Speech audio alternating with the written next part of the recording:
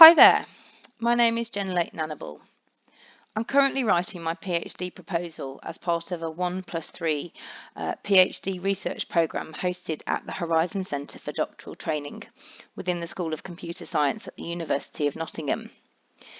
Today I am going to explore the current iteration of my research question: how does personal digital data contribute to a sense of selfhood and mental well-being for late diagnosed female perceived autistic persons? The overall agenda for my work is as follows. Firstly, I'll explore the background to my research, why I am doing it and my own personal lived experiences that are relevant. Then we'll go on to explore the starting point for my current work, the research question and the abstract I submitted to the conference. A major influence that has affected my research and is the direction was when I began to explore the use of digital technologies and products in relation to the personal digital data of autistic people. I'll touch on this briefly, then go on to examine some of my current progress. Firstly, we'll talk through the initial findings of my literature review, which I'm still in the process of coding and synthesizing. Secondly, I'll talk about some of the initial findings of my autoethnographic pilot project, which is at the initial data creation stage. Finally, I'll pull all this together and conclude with how this is going to help to direct the future direction of my work in the first year of my PhD. The background to my work began on the Masters of Science that I completed last year in mental health recovery and social inclusion. The faculty and staff on this course were incredibly inclusive, as many approached their work from a perspective of a lived experience of mental distress as who worked from a background of professional qualification. I was interested in understanding what was known about the mental health recovery of autistic women specifically, but was happy to settle for autistic people generally. This is important because the mental health care system and associated professional practice in the UK is based on recovery principles. Autistic people are statistically much more likely to experience mental health distress and suicidality than neurotypical cohorts, so they are therefore more likely to require secondary or even tertiary support for this. The results of my literature review of my master's revealed that this intersection of understanding had not been explored at all. Furthermore, the little research I did find examining it perpetuated some very damaging claims about autistic people in relation to our ability to recover from mental illness. One doctoral thesis proclaimed that awareness and acceptance of the reality that not everybody can lead a fully satisfying, hopeful, meaningful and autonomous life must be promoted by mental health staff. This assumption was based on the fact that the recovery model used for this study included elements of social relatedness and social roles as being required for mental health recovery.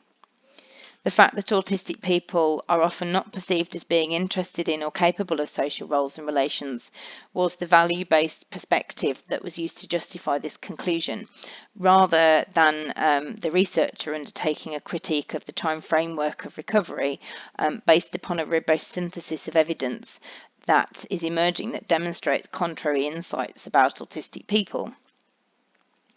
It was at this point that I began to appreciate the power that professional narratives hold and the privilege they exercise in narrating on behalf of more vulnerable groups. This realisation had begun originally in my own lived experience of being very poorly understood and supported during a period of significant mental distress that included a number of psychiatric hospitalisations.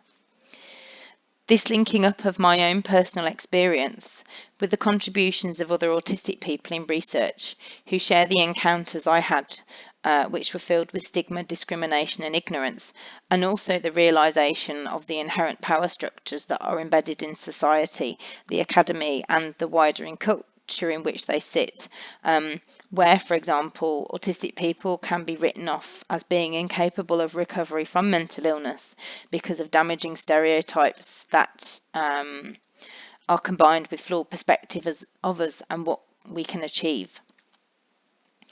This is the double stigmatisation that occurs on numerous dimensions. These professional narratives are based upon stigma and they perpetuate stigma. It occurs in the intimate spaces of autistic body-mind experiences and also at a systemic level, feeding into narratives concerning funding, support and the worth of investment in autistic people overall. So where did I begin? Much of the progress I have made in my own life has been achieved through a very firm grasp on my rights in relation to my personal data that was created and held on my behalf by professionals, such as doctors, nurses, social workers and similar. Through a number of subject access requests, I have been able to successfully challenge incorrect assumptions held about me. These have included that I am not autistic and that I am a risk to my child, that I have borderline personality disorder, a diagnosis given to me after I was professionally identified as autistic, and also that I was potentially subjecting my son to fabricated illness or Munchausen's by proxy, a very serious form of child abuse. I found a great deal of hope in the research method called the Maastricht interview, which was developed to explore hearing voices in the 1980s. Prior to the development of this interview, which was created by academics and participants who had lived experiences of psychosis and hearing voices, the only construct that a person could understand their voice hearing through was one of it being a symptom of mental illness, an auditory hallucination, typically in the context of a diagnosis of schizophrenia, which was associated with a very poor likelihood for recovery. The interview consists of a number of questions which are collated by a trained interviewer, who then writes up a report and constructs a formulation for the voices and the experience of their hearer. This new way of thinking about voice hearing positively impacted the construct of voice hearing in many ways. The hearer themselves leaves with a much deeper understanding of their voices, which was in turn less medicalised, stigmatising and deficit-based. At the same time, over the last 30 years, the results of the interview have created a body of data situated in the lived experience and subsequent interpretations of voice hearers themselves. This has been used in research to challenge and construct alternatives to the clinical understanding of voices and psychosis, and has contributed significantly to mental health service design and delivery for voice hearers and professional education and evidence-based practice. I wanted to help achieve all this for autistic people with an awareness of the particular difficulties that autistic people who are also female perceived experience in accessing care, recognition and support. The Maastricht interview contains one issue in this regard, that of requiring the involvement of a trained researcher or professional to access the method and interpret the data. If I followed this path, the likelihood would be that those FPAPs who were able to access my version of such a process would only be those diagnosed as autistic, which would only perpetuate existing systemic discrimination. This was where digital technologies and processes stepped in to fill this breach. Many apps are available in the cloud and used on personal devices. I hoped to take the concept of the Maastricht interview and develop a digital process for FPAPs that would enable individuals who came to understand themselves as autistic to access self-directed support in meaning-making about themselves and their life experiences. Inherent in the user experience of this product would be a participant information and consent process, with the aim of collecting the personal digital data and insights gained through the amalgamation of many lived experience contributions that might one day be used by researchers to challenge dominant professional narratives about autistic people that cause so much pain and misunderstanding. Like the Maastricht interview, I also hoped that the gradual development of a body of lived experience data in this way would also contribute towards the legitimisation of autistic and neurodiverse perspectives, as has successfully happened through the Maastricht interview. Voice hearers have been much maligned and excluded. The Maastricht interview data has spearheaded research that revealed that a much greater proportion of the population actually hears voices, which is turning out to be just another dimension to human neurodiversity alongside autism that is only just being explored. However, Adding in computers, digital technologies and processes complicates matters somewhat. Basing my method in a digital process or technology opens up many ethical considerations for data sharing, consent and access that are not so immediate in using a paper-based system like the Maastricht interview. Many autistic people naturally desire to know their diagnosis or identification is secure and cannot be revealed without their consent. It is easier to hack and access information stored digitally in greater quantities in the cloud than when it's locked in a filing cabinet. Another major concern that I have is that, given the power of professional narrative in practice and research which is done to autistic people, is to make sure as best as I can that the data and insights from my process cannot be co-opted and used to oppress or exploit autistic people, either on an individual basis or contributing to the social and cultural systemic prejudice that we encounter as a cohort. In taking this ethical focus, I also realised that my research might uncover important insights about the assumptions built inherently into digital technologies, algorithms and products that we are all increasingly using to store, collect, create and access our personal data, as well as that which is used to monitor, support and train autistic people in educational or clinical settings.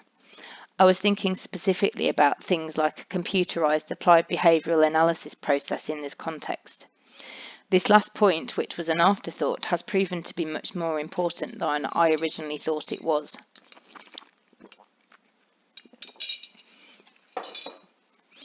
My literature review was designed to investigate the intersection between critical autism studies and computer science research. Autism research conducted with sympathetic epistemologies and valuing autistic voices have become more commonplace in research relating to areas where there is a great deal of overlap with issues affecting autistic people in our community, like mental health or disability studies. I wanted to understand if and to what degree the needs, preferences and involvement of autistic people were included in computer science research. Unfortunately, the initial findings of my first synthesis have not been very positive in this regard. Major themes prevalent in the negative experiences of autistic people are present in the computer science literature I reviewed. One of the major pervading insights that emerges is that digital technologies and products are often used as a means through which the power of professionals and the clinical gaze can be extended and increased. There is an overarching focus on the monitoring, training, controlling and normalising of autistic body minds, which was motivated by the need to regulate our ways of being, thinking and behaving in the world. Personal digital data derived from autistic people are used to triangulate and constrain us and our reactions into parameters that are set by the researcher, therapist, clinician or educator. For example, biometric physiological data is used in real time to measure responsiveness to computer games that are designed to develop normative type reactions in autistic people. A very troubling concern that became apparent is the lack of acknowledgement of the autistic person subject to the technological processes or products. They are not considered a primary or super user of the technology. The focus of this aspect of the user experience is instead on an individual or group who traditionally exerts power and narrative influence over autistic people within the context of how the technology is being used. This would be a clinician in healthcare settings, a teacher in educational settings, or a parent in the apps designed for children. Similarly, other aspects of the user experience are designed around the needs of the professional holding power and the context in which the technology is used. An example of this is the session length of gaze normalizing training software used with neurodiverse children is decided by the typical length of a classroom session rather than the needs of the young autistic user who is subject to it. Another example I have encountered is in the development of software designed to measure the extent of any reaction to antidepressant medication, which is a new and potentially very effective approach to psychopharmacological medication prescription. The data sets used to test this software have been standardized, thus removing any outliers, which would probably include autistic people and our reactions. This means that either we are unable to benefit from developments in new technologies that might increase the effectiveness of psychiatric medication and thus increase recovery times, or else run the risk that reactions we might have to medication being monitored and used on us are not detected, which obviously is risky for the individual and might also prolong their difficulties unnecessarily. One thing which became very apparent is the conflation in computer science research of the technology being used to support autistic people and a normalising agenda. This obviously extends the done-to mentality that autistic people have experienced collectively for decades.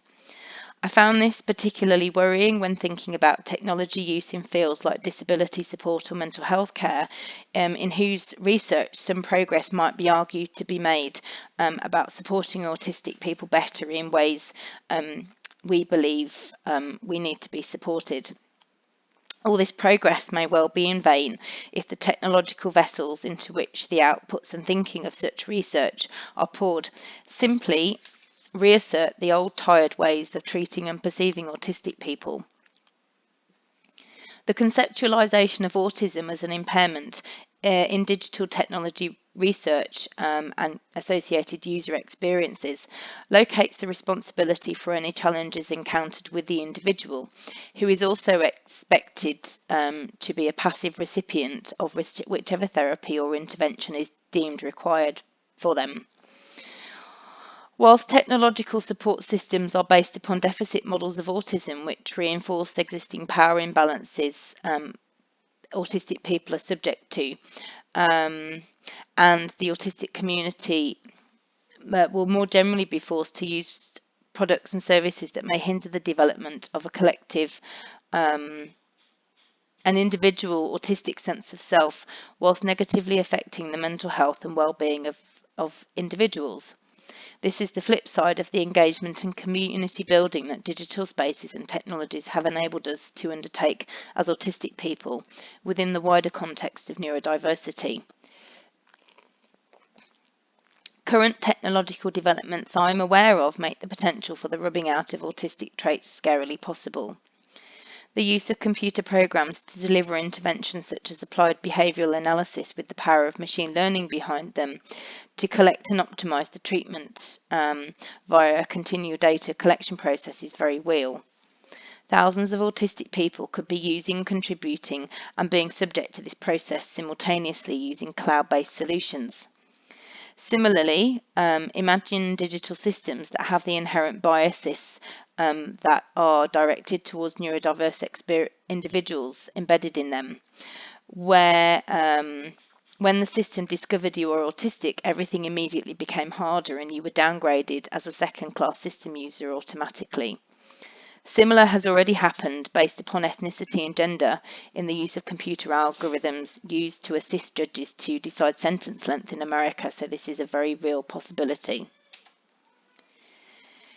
My autoethnographic study, which is also at the early data collection stage, is also revealing some compelling findings. My original insight when thinking about developing my own version of the Maastricht interview was that FPAPs could use their personal digital data records to explore past experiences, using them as a means through which to make new meaning, reflect on the impact past life experiences had when they were without the self-knowledge of autistic difference, and thinking about the self that has emerged as a result. My personal inquiry has encumbered a number of new ways that have used personal digital data to maintain a sense of self. These have included the curation of data as well as the creation of it. Music is a highly effective way for me to process emotion and recall memorable events. Revisiting my YouTube account, I discovered 2 playlists I had created. One during my pregnancy, which was all the songs that represented and captured what I wanted to tell my son about my hopes and ambitions for him and his life. The other was a compilation of songs called Dealing With It, which was put together when I was subject to particularly unpleasant coercion by mental health professionals. The various songs in this last playlist expressed my frustration and distress, acting as a buffer to the gaslighting and subjugation I was experiencing. There were songs expressing hope, outrage, and resignation. The melodies, the lyrics, and the musical instruments played all expressed different aspects of my experience at the time I was feeling these things. It also served as an excellent way for me to revisit those feelings and also reflect on how much I have achieved since that time when I was subject to multiple inpatient psychiatric admissions. I also realised that I hoard, organise and categorise personal digital data on a cloud server and in real life in the way that other autistic people I know do with physical objects, as a way of managing anxiety and establishing a degree of predictability. My personal data has been the means through which I have which I have made progress through systems and institutions designed to exclude autistic people, which are based upon professional narratives that pathologise our ways and experiences. I realised that this tendency of mine to hoard my personal data extended to physical caches of data printouts that I have stashed around the house when I was swearing under my breath as one fell on my head as I tried and failed to force something onto the shelf next to it.